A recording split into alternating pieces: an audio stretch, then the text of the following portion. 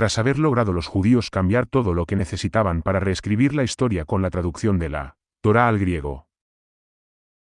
Pablo de Tarso será el encargado de levantar el segundo pilar sobre el que se erigirá el edificio de su poder laico. El Todopoderoso había encomendado a Jesús una doble misión. En primer lugar, entregar a la casta sacerdotal judía la carta de repudio de su Señor. El momento, durante tanto tiempo anunciado, ha llegado. Jesús abroga las falsificaciones que la casta sacerdotal judía ha introducido en la Torá y les anuncia que vendrá el profeta, el último, con la ley que será válida hasta el día del resurgimiento. Así pues, Jesús ha finiquitado lo que hoy conocemos con el nombre de judaísmo. Se acabaron sus privilegios, sus abusos, sus manipulaciones, su pretendida identidad de pueblo elegido. En el Talmud hay un apartado que trata de la vida de Jesús. En ese capítulo se habla de Pablo bajo el nombre de Simón bin Kifa, como nos lo relata Chiad Muna en su libro Talfik Surat al-Ahar fi al-Talmud. Según se menciona en este libro, Pablo habría sido enviado por el Sanedrín a la comunidad de los seguidores de Jesús para crear una nueva religión, desligada del judaísmo, de modo que éste pudiera sobrevivir y continuar existiendo aún después de haber recibido la carta de repudio que el Todopoderoso había ordenado a Jesús que entregara a la casta sacerdotal judía. De esta forma se introduce un elemento distorsionador en el ámbito doctrinal. Se rompe el concepto de un solo Dios, de un solo Creador y de un solo mensaje revelado a la humanidad profeta tras profeta. Para obtener este falso desdoble, Saúl, Pablo, deberá presentar a los discípulos de Jesús un nuevo credo, que entre en claro conflicto con la tradición profética y la Torá. Pero, ¿cómo podría Pablo conseguir este efecto? Alguien que ni siquiera ha conocido personalmente al Maestro. Un judío fariseo, enemigo por lo tanto de la nueva comunidad de creyentes. Obviamente, necesitaba de una audaz coartada, tan audaz que por imposible que pareciese tuviera que ser aceptada. Y ninguna mejor que haber recibido del propio Jesús la confirmación de ser él el depositario de la verdadera comprensión del mensaje divino. La puesta en escena tuvo lugar, según la tradición cristiana, en la vía recta de Damasco. Llevaba una carta de los principales sacerdotes judíos con la orden de detener a varios discípulos de Jesús. Pero antes de llegar a su destino, en esa misma calle, una potente luz le cegó derribándole del caballo, al tiempo que escuchaba una voz que le decía: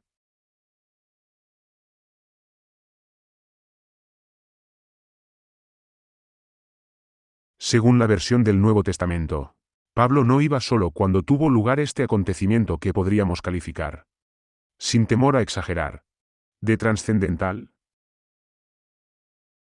Sin embargo, y a pesar de lo muy afectados y sobrecogidos que debieron quedar sus compañeros, el relato de Pablo es el único que nos ha llegado.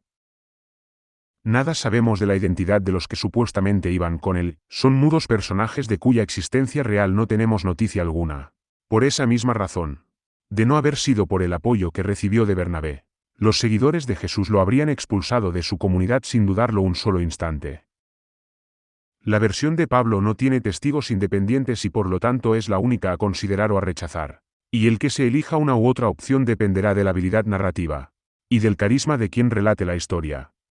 En este caso la historia la relata Pablo, un sabio fariseo, gran conocedor de las Escrituras y experto orador. Estas cualidades serán las que consigan que Bernabé le apoye una y otra vez frente al rechazo general de la comunidad de creyentes, y que nuevos adeptos a las enseñanzas del profeta Jesús adopten su credo. Con la supuesta confirmación por parte del Señor de que, a pesar de haber vivido Jesús rodeado de fieles discípulos, a los que en numerosas ocasiones les había otorgado un alto rango en la tierra y en los cielos, será él, Pablo, el depositario del mensaje divino, de su correcta comprensión y el encargado de llevarlo a toda la humanidad. Con estas credenciales, se presentará ante los seguidores del Maestro con el nuevo credo, que le ha sido supuestamente entregada personalmente, y en secreto por el Señor. Hay un virulento conflicto entre el credo que los discípulos de Jesús han aprendido directamente del Maestro, y la que ahora predica Pablo, en la que introduce elementos contrarios al mensaje divino. En el siguiente texto vamos a ver más claramente cuáles son.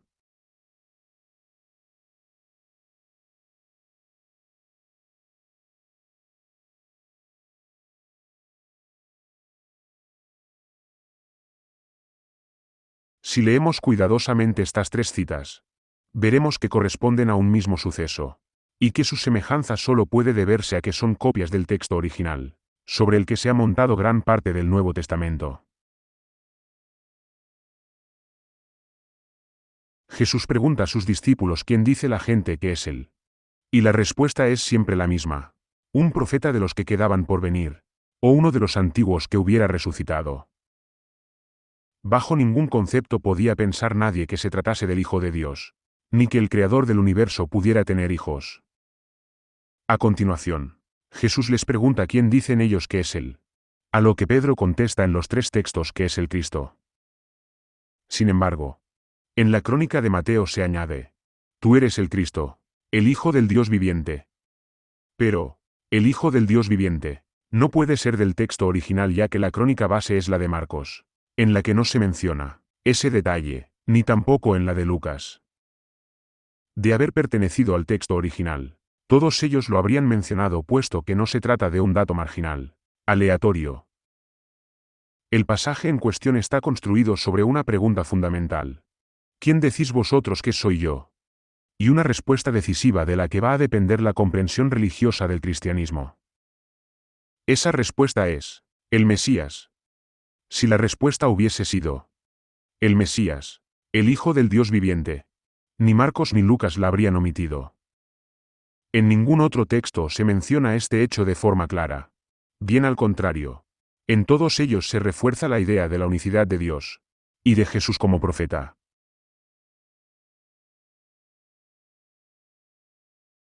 Reconstruyamos la escena.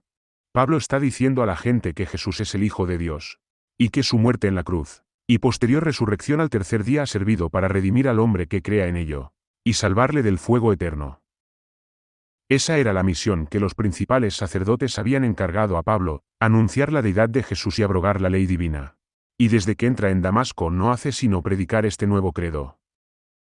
Parecía como si esa noticia fuese nueva, algo que nunca antes habían escuchado de boca de los otros discípulos de Jesús. Y así era en efecto, pues se trataba de la nueva doctrina que traía Pablo para desplazar con ella la de los discípulos más próximos al Maestro, y establecerla como el verdadero evangelio. No es un dato a pasar por alto el que las epístolas de Pablo ocupen nada menos que el 47% de todo el Nuevo Testamento. Un buen porcentaje para alguien que ni siquiera conoció personalmente al profeta Jesús. Al oírle, Pedro le llama aparte y le recrimina por lo que está diciendo, por aquellas aseveraciones tan contrarias al credo que ha escuchado de los mismísimos labios del Maestro. Ni éste era hijo de Dios, ni había muerto crucificado, ni había resucitado al tercer día.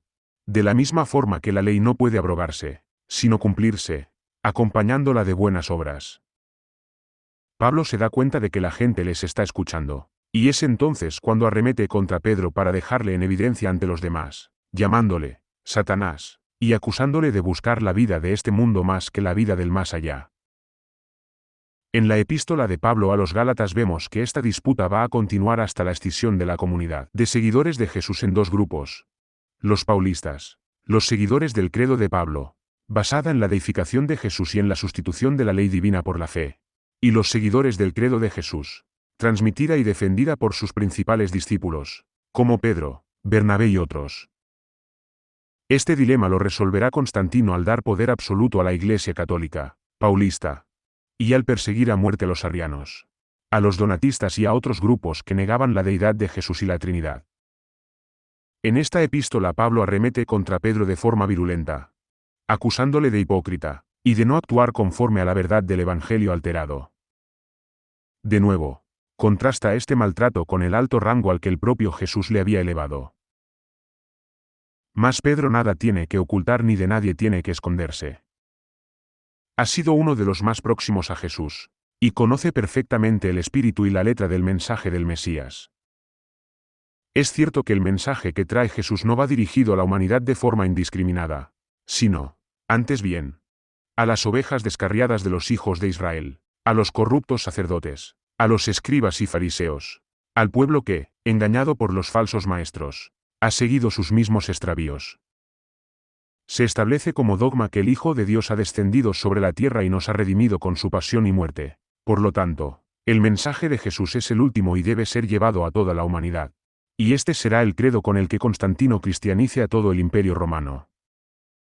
Ese fue el gran trabajo de Pablo, su misión, su encomienda. Separar el judaísmo del mensaje que había traído Jesús y que, de prosperar, daría al traste con la casta sacerdotal judía. Pablo derriba los dos pilares básicos de la revelación, el monoteísmo y la ley. Ahora Dios tenía un hijo y la fe en este hecho, totalmente absurdo e inaceptable, bastaba para salvarnos. Pablo había colocado una bomba de relojería programada para explotar en algún momento de un futuro impredecible para él, pero cuyo efecto diabólico sería el de desmantelar el cristianismo y desacreditar el Islam. Al caer los católicos, y más tarde los protestantes, en la trampa de la Trinidad y de la fe sin ley, se estaban condenando a un futuro ostracismo y a la repulsa de la humanidad. Los judíos mantienen el monoteísmo y la ley basados en la parte del libro revelada a Moisés, la Torá, y lo mismo sucede con los musulmanes, quienes proclaman la unicidad absoluta de Dios, y la necesidad de seguir los preceptos contenidos en la ley divina, basado todo ello en el Corán revelado al profeta Muhammad. Los cristianos, en cambio, tienen ahora frente a sí la imposible tarea de rectificar el absurdo de la Trinidad, y paliar su orfandad legislativa. Hay una clara división teológica y legal entre el judaísmo, que se mantiene fiel a los profetas, a la ley divina y al mensaje de la unicidad del Altísimo, y el cristianismo, que ha deificado a un profeta, a un enviado, y ha eliminado la ley divina. De esta forma, podemos decir que uno de sus enemigos potenciales quedaba fuera de combate. Habían ganado una batalla, es cierto, pero no la guerra, pues el Islam no solo desmentía la Trinidad y la crucifixión de Jesús, sino que además denunciaba la falsificación que había sufrido el bloque de leyes del libro revelado a Moisés, a manos de los escribas judíos, y daba respuesta a la tan esperada venida del Mesías y del profeta Muhammad, anunciada repetidamente en los rollos y pergaminos que manejaban los fariseos. De esta forma se cerraba el círculo, quedando fuera el judaísmo y el cristianismo como religiones fabricadas por el hombre, y dentro, el Islam como la forma universal de adoración. El profeta Moisés no menciona en la Torá la palabra judaísmo, ni los profetas se refieren a este término en el Antiguo Testamento. De la misma forma que la palabra cristianismo no aparece en ningún lugar del Nuevo Testamento. Ningún enviado dijo nunca: sed judíos o sed cristianos. Ni consta en ninguna de las revelaciones que el Todopoderoso lo hubiera dicho. Sin embargo, el último cántico sí va a tener un nombre: Islam, con el que delimitar la forma de adoración aceptada por el Altísimo, y abrogar todas las demás. No obstante, la lucha por conseguir que el mundo entero abrace el laicismo como sistema político y social, y el ateísmo masónico como la nueva religión para la humanidad continúa y continuará hasta el último día. La mayoría de los hombres estarán apostados en su trinchera, frente a la cual se abrirá la de los creyentes, la de los que mantienen el pacto con Dios el Altísimo. Los asaltantes enarbolarán la bandera del hombre como única entidad superior, por encima de la cual no habrá más cielo que el de su razón ni más paraíso que el de sus deseos.